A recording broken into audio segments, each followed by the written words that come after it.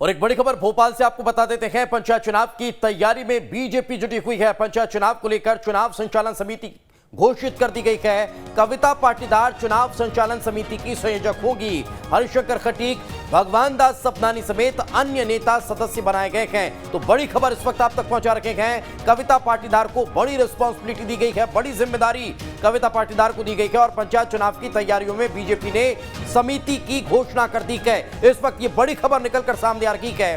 पंचायत चुनाव को लेकर कविता पाटीदार के हाथों में चुनाव संचालन की कमान है और कविता पाटीदार इसको संचालित करने वाली है। हरिशंकर खटीक इसमें सदस्य बनाए गए हैं। भगवान दास सपनानी भी इसके सदस्य होंगे। सहयोगी जितेंद्र हमारे साथ जुड़ चुके हैं। जितेंद्र, लगातार अब बीजेपी इसको लेकर तैयारी में जुटी हुई है। फिलहाल और क्या ताजा जानकारी इस मसले को लेकर?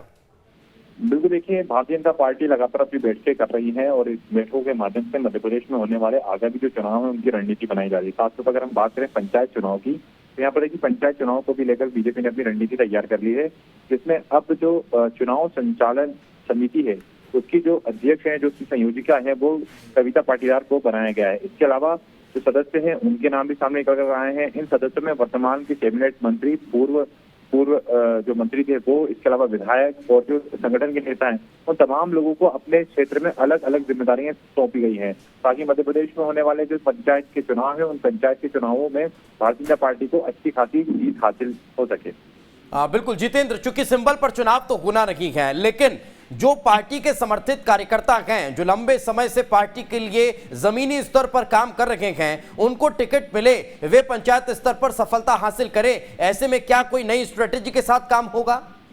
बिल्कुल, देखिए, नई स्ट्रेटेजी के साथ यहाँ पर काम होगा कि जिस प्रकार से पार्टी के तमाम जो कार्यकर्ता है, पार्टी के तमाम जो लोग हैं, वो किस प्रकार से काम करें। क्योंकि देखिए पंचायत चुनाव में सबसे बड़ी बात ये होती है कि किसी भी प्रकार के सिंबल पे चुनाव नहीं होता है, यानी कि ना तो आपको पार्टी का कोई चिन्ह मिलेगा, ना किसी प्रकार से कोई, लेकिन ये होता है कि हर ग्रामीण क्षेत्र में हर जगहों पर पार्टी के जो कार्यकर्ता होते हैं वो जरूर मौजूद होते हैं। वो भले ही किसी भी प्रकार का चिन्ह लेकर आए, लेकिन कहीं ना कहीं उनके साथ लोगों के, ग्रामीण क्षेत्रों के लोगों को पता होता है कि किस पार्टी से जुड़ा हुआ है, किस राजनीतिक दल से जुड़ा हुआ है, तो उसका भी कहने का उसको फायदा मिलता है।